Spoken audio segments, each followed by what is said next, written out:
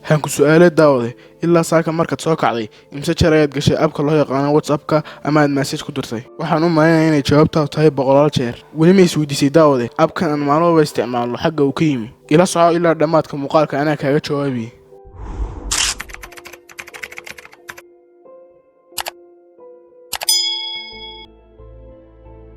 in yar daawade intaana muuqaalkan gudaha u gelin hadda channelkan ku cusubtay subscribe saar si ay muuqaalada ku soo gaaraan si dhib yar. Haddii aad wax ka faa'iiday u share garee saaxiibkaas uu saaxiibkaan wax uga faa'iido. Mahadsanid.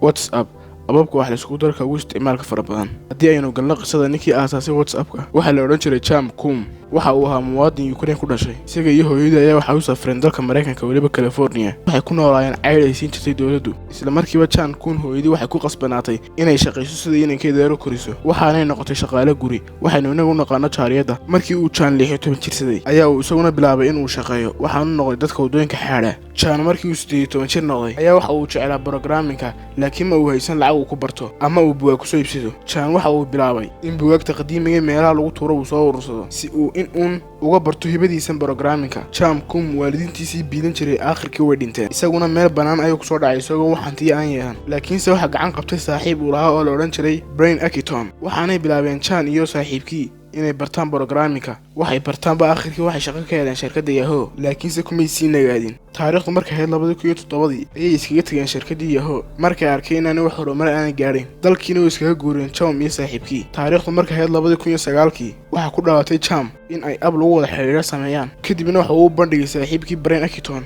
Isaguna waa uu ku raacay. waxayba abka sameyntiisa ay ka howlanaayeen. Markay taariikhdu ahayd 2009 ayaa waxay soo saareen noocii koowaad ee WhatsApp. laakiin nooca koowaad cidna ma soo jiidan oo dadku way dhaliileen. Cham iyo saaxiibkii haddana waxay u guntudeen inay nooc kala sameeyaan. noocii labaad ayaa haddaba dadkii soo jiitay markan. isla markiiba waxa dhoolan gareystay ama soo degsaday 2500 oo qof. taariikhdu markay ahayd 2013 dadka isticmaalay waxay gaadheen 10 milyan oo qof. haddana 2014 dadka isticmaalay waxay gaadheen 50 milyan oo qof. halka waxaad ka garanaysaa inay shirkaddan kor u socoto. isla 2014 ayaa Facebook ku iibsaday WhatsApp-ka lacag adduunka aad uga yaabisay 19 bilyan oo dollar ayuu ku iibsaday. waxaa jiray waxyaabo ka caawiyay WhatsApp inay muddo yar caan ku noqdaan. waxaana ka mid ah xayeysiisyo ayaan abkoodu aanu lahayn. yacni xayeysiisyada yaryar ee muuqaalada ah ayaan ku jirin oo laga nadiifiyey. imika 2020 waxay gaareen dadka isticmaala WhatsApp-ka 2.7 bilyan oo qof. halkay si joogto ah u isticmaalaan 1 bilyan oo qof. wadamadu way u kala badan yihiin isticmaalka WhatsApp-ka. waxaana ugu badan India. waxaana isticmaala dad gaaraya 400 oo milyan oo qof. waxaanan qiyaasi karnaa imika in 10 qof ee meel wada fadhiya ay 7 ka mid ay garanayaan WhatsApp-ka.